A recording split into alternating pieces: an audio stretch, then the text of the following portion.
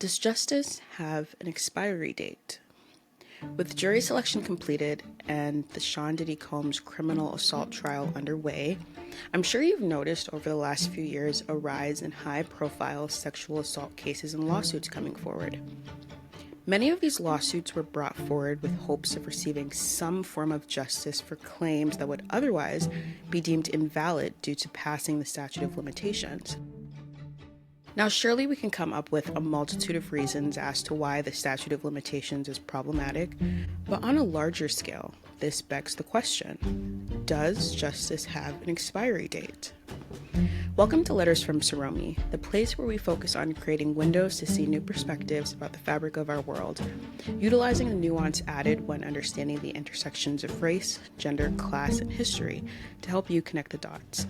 All facts, no chaser, no filler, no fluff. Let's get into it.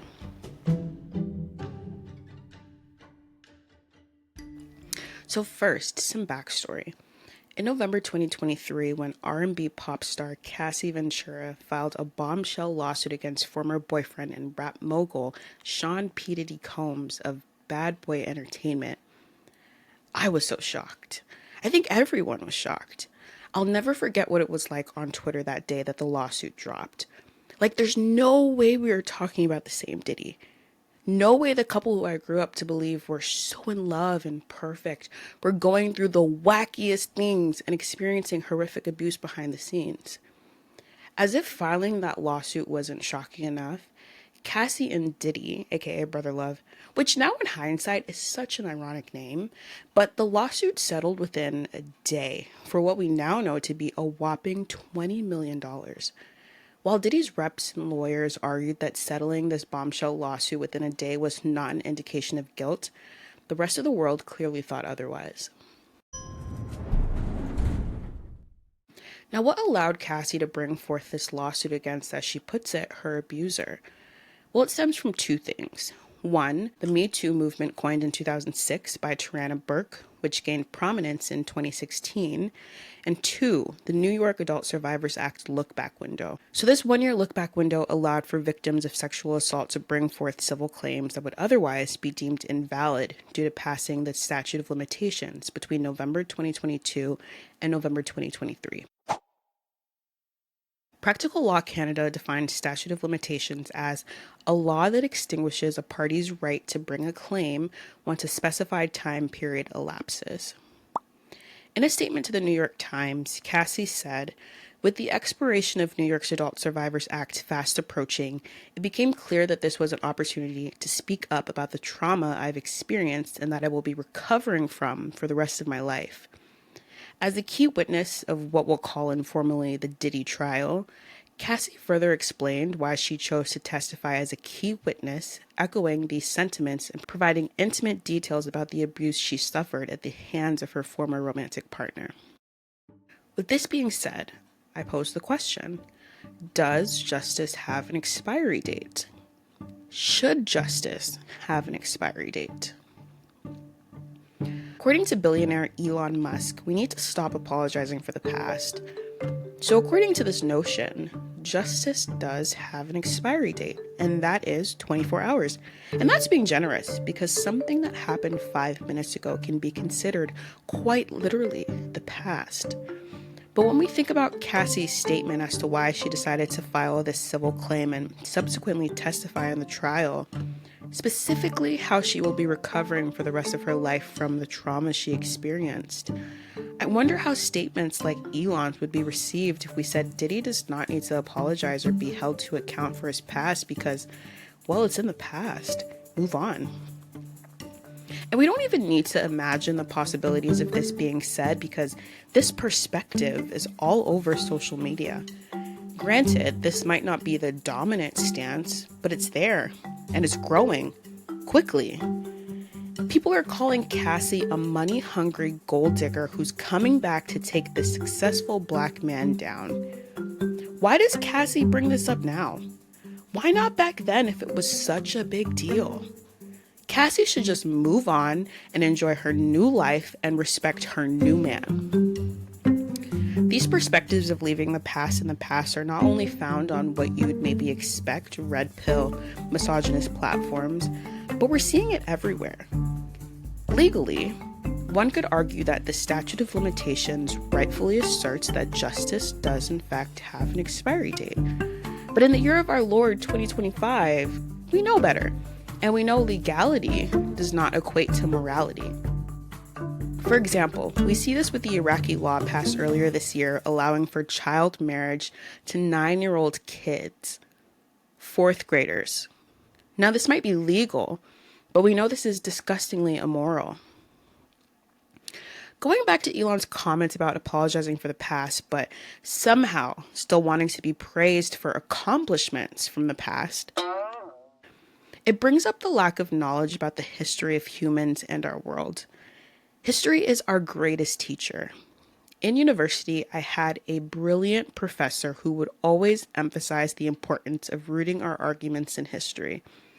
When we think about history and, quite frankly, science, while the legal world argues justice in some cases has an expiry date, we know trauma does not have an expiry date. Popular YouTube channel Soft White Underbelly is an example of content that perfectly depicts how trauma does not have an expiry date. Many of the guests who content creator Mark Laita spotlights usually have experienced horrific abuse at the hands of people they trusted or didn't know at very young ages. I have watched hours worth of videos from this channel, and each episode I am in awe at the crazy shit that goes on in this world. Now, don't get me wrong. From what I know about the history of Black enslavement across the world, indigenous residential schools, for example, and all the true crime I listen to, I've learned about some pretty heinous shit and very creative ways humans have chosen to inflict pain and violence on powerless people. But Soft White Underbelly really unlocks a whole new level of realness because we're seeing people who are in the thick of it, in the middle of figuring out how to deal with what's happened to them, or just trying to numb the pain and get by, or straight up in psychosis because the trauma they have experienced has just broken them. A story that has really stayed with me is Amanda's story. Amanda had a few interviews on the channel starting in December 2019 when she was 24 years old. Amanda was dealing with mental illness and living on the streets of California, specifically Skid Row, and using prostitution to get by. Some of these interviews, Amanda has a visible black eye, a fat lip, strung out on hard drugs. She's visibly lost a lot of weight, teeth missing, assumedly from violence, and looks physically ill. During this time, Amanda was brutally raped and beaten on multiple occasions. Before all of this, though, she was a regular girl, going to college, but she experienced a lot of abuse at the hands of boyfriends or people around her as a child, which only compounded the trauma she carried. With the help of subscribers, Mark and Amanda's father, Amanda got into rehab. In April 2021, it looked like Amanda was finally getting better in rehab. As she puts it, finally clear-headed and looking forward to one day moving to a sober living facility and one day becoming a certified nursing assistant. Unfortunately, a month later, May 2021, Amanda passed away in her sleep. Amanda had no drugs in her system at the time of death except Tylenol, and the cause of death was natural causes. Learning of Amanda's passing really broke me, and it broke everybody else who connected with Amanda, as you can see through the millions of views on all her videos and the thousands of comments. It broke me because just a month ago, her future looked so promising. I can't help but think of the similarities between Amanda's story and Cassie's story and how Cassie could have ended up just like Amanda.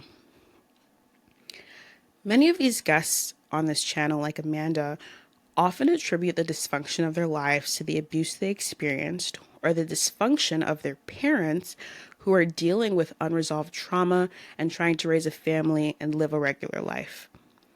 Imagine telling these people to get over that trauma that has woven itself so deep into their bones to simply move on. This isn't somebody who fell off their bike and scraped their knee and needs a band-aid. These are people who oftentimes had their innocence and any sense of safety ripped away, which then completely changed the trajectory of their lives.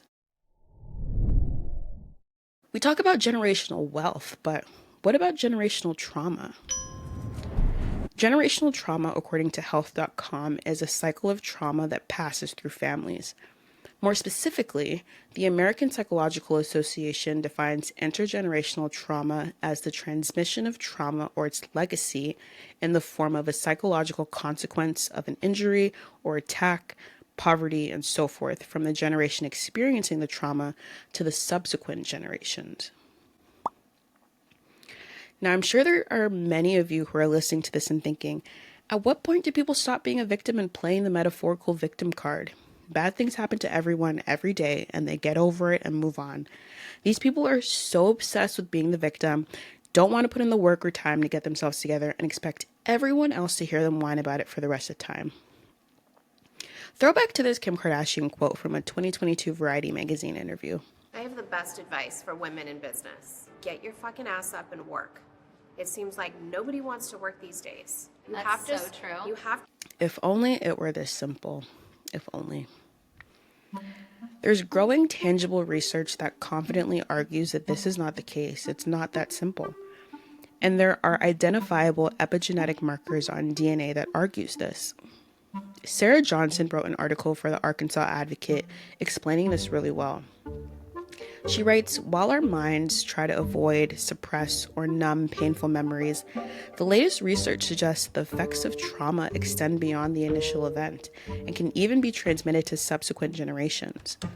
She goes on to further explain, studies found that traumatic experiences like stress, famine, or war can influence the expression of our genes, thereby affecting our offspring. Trauma doesn't alter our DNA, but it can guide which genes are activated or deactivated, similar to a marginal note in a book. So, small side note here. A marginal note can be understood as a reader's note in a book, providing explanations, summaries, or reminders supporting the main text. Essentially adding context to what you're reading to help you understand how to interpret the text, or in this case, how to interpret the DNA. Sarah sums this up writing, when environmental factors or traumatic events affect your genes, the changes do not impact your DNA sequence. They affect how your body reads and responds to your DNA. And this, ladies and gentlemen, is epigenetics, the study of gene expression that does not change gene sequence. I definitely recommend you guys to check out Sarah's article on Arkansas Advocate, as there is a lot of great information there that she shares.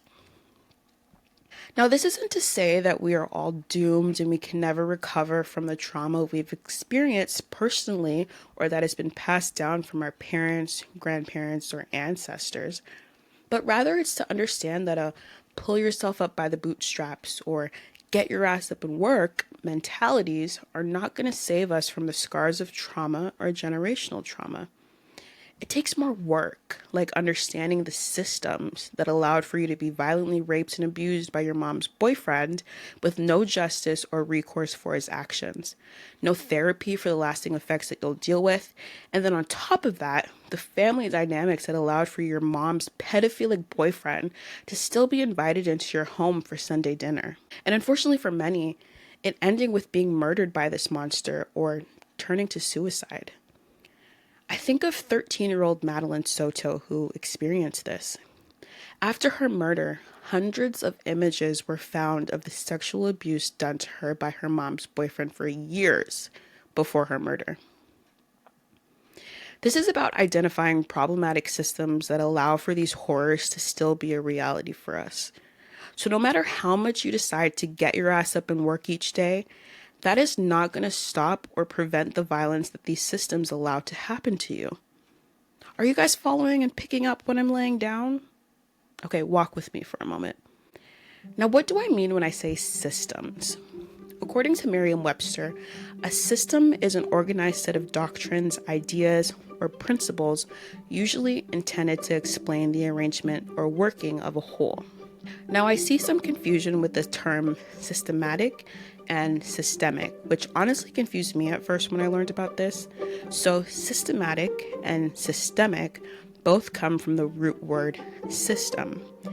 Merriam-Webster explains systematic as something that is done according to a system or method. For example, we used a systematic approach to solve the problem. Capitalism is an example of a systematic approach to economic organization. Systemic describes what relates to or affects an entire system. For example, a systemic disease that affects the entire body, or as you've probably heard, systemic racism. Some of you hearing this may still not be convinced. You might argue systems or systemic anything does not exist. It's all made up, and these are things people try to bring from the past to bolster their non-existent arguments so the world can bow down to women and Black, Indigenous, people of color. This is so wrong and misinformed. This is why understanding history is so important, so you can see how things manifest from the past to present day. It might look a little different, but the root is the same. For example, many structures are still standing all over the world stemming from Black enslavement because the systems which allowed for them to exist are still standing. Think of the antebellum plantation which burned down a few days ago. Before burning, this was a plantation where people would go to have their weddings. Some of your favorite celebrities like Blake Lively and Ryan Reynolds had their wedding at a South Carolina slave plantation. A plantation where slaves were brutalized, raped, and murdered for sport. But hey, that sounds like a great place to have a celebration. There's even videos of tour guides explaining how there were a lot of good things for the over 150 indentured slaves on this plantation, like getting to keep their families together in a tiny slave quarter or cabin. How kind of them. What hospitable hosts. These plantations, buildings, statues are still standing because the systems and ideologies which allowed for them to even exist in the first place are still standing. And then many go on to stupidly argue that nothing other than the buildings and statues are still remaining from enslavement and racial segregation. Ask yourself why in 2025, women in many countries still have to fight to create laws barring grown men from marrying children in a world where more and more characters like Andrew Tate and Kevin Samuels are popping up encouraging men to date younger and younger women and girls.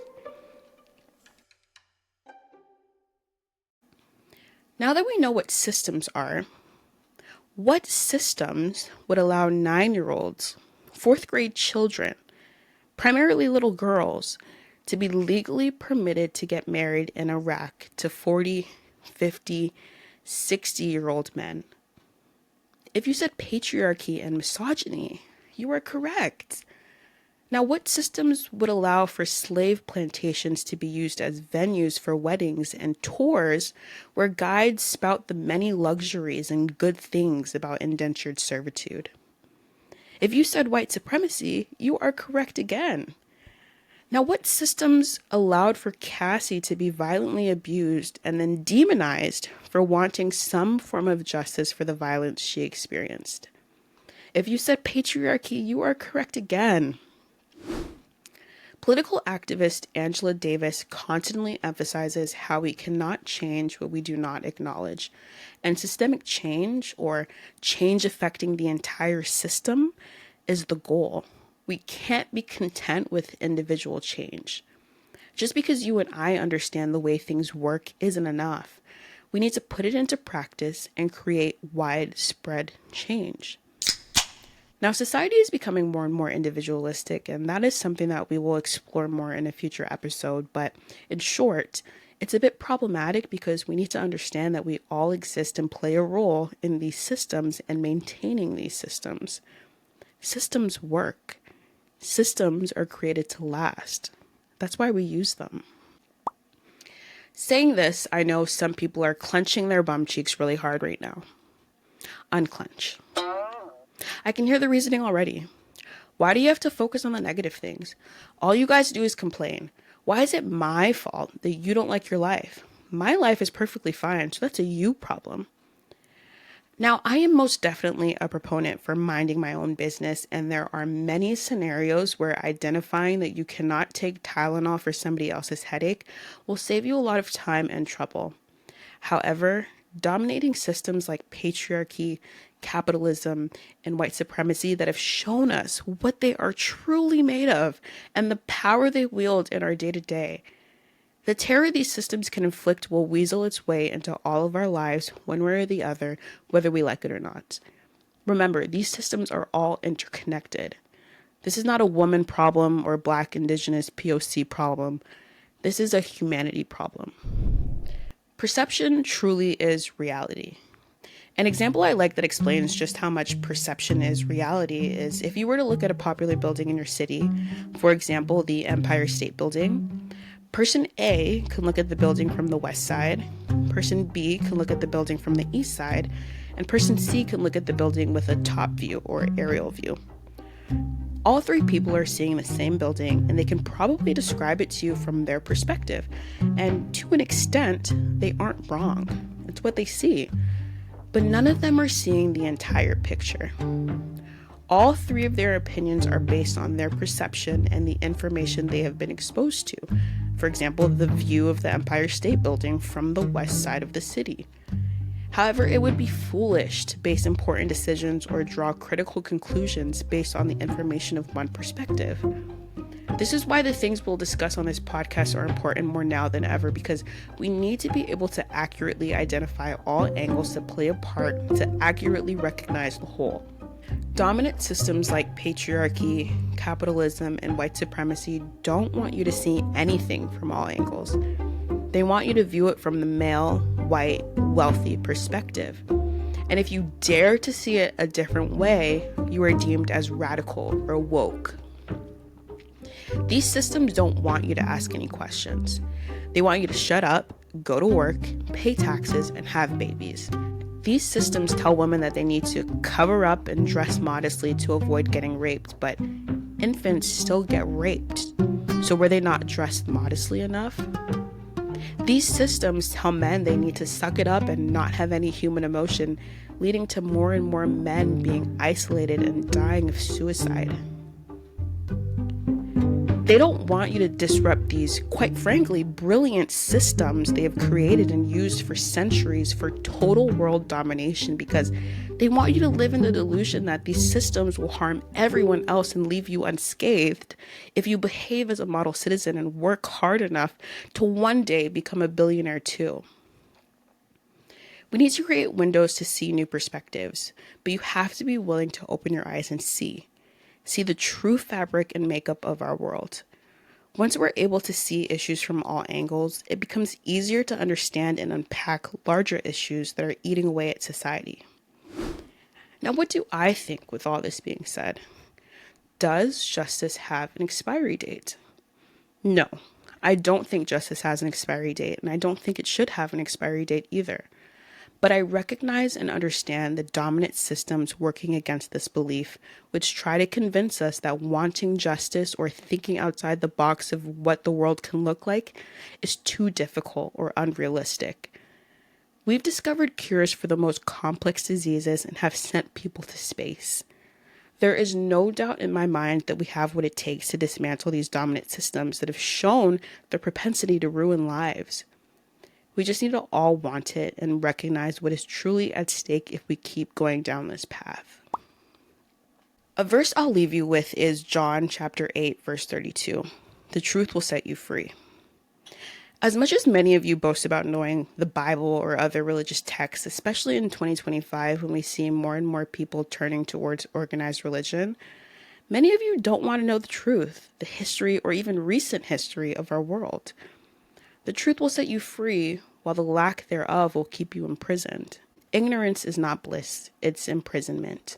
Imprisonment of the mind, and the actions you take based on living in these lies will be at the detriment to everyone involved.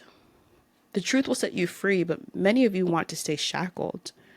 The truth will set you free, but that's too woke. Many of you want to stay asleep because you don't want the truth to set anyone free. Many of you don't want the truth to set anyone free because patriarchy, capitalism, and white supremacy is telling you otherwise, and to hold on to that power that you claim does not exist. A system that you claim does not exist, yet you hold on to so tightly and routinely do its bidding. The truth will set you free, but first it will piss you off. John chapter 8, verse 32. Thank you for reaching the end of the episode. At the end of each episode, I want to include a quick segment called questions that need answers, or QTNA for short. This will sometimes be related to the content of the episode, and sometimes it will be totally unrelated. Just some food for thought that has been on my mind. With the coronation of King Charles of England a couple years ago, all the pomp and circumstance of the ceremony, it's hard not to notice the huge diamonds and jewels that they lauded in front of the world. Many of these diamonds sourced through violent colonial rule around the world. Specifically, the 105 carat diamond violently stolen from 11-year-old Sikh Emperor Maharaja Dalip Singh in the 19th century, and the 530 carat Star of Africa diamond stolen from the South African Cullinan diamond, which is currently on King Charles' royal scepter. My question that needs answers is, how the heck do we still allow the royal family to flaunt the exploits of their violent colonial rule of at one point over 100 countries or colonies around the world? We know these artifacts are not gifts. They were stolen. In fact, they are still stolen. It's 2025, and my question that needs answers is, why does England still have these artifacts and items? Why do they think it's okay to hold on to stolen items and then go on to think that they can talk about being the baseline for any kind of morality or civility? While we're here, why doesn't England return all the other stolen artifacts in their museums to the rightful owners? Questions that need answers. We talked about some topics today that I hope started to make some gears turn in your head and hopefully make you ask some questions. It's really important to see the bigger picture and recognize the nuance in these topics. I would love to hear what you guys think about what we discussed today. Do you think justice has an expiry date? Should justice have an expiry date? Let me know in the comments, or use the hashtag #LettersFromSaromi on any platform of your choosing, and we can all continue the conversation. Until next time, my friends, take care.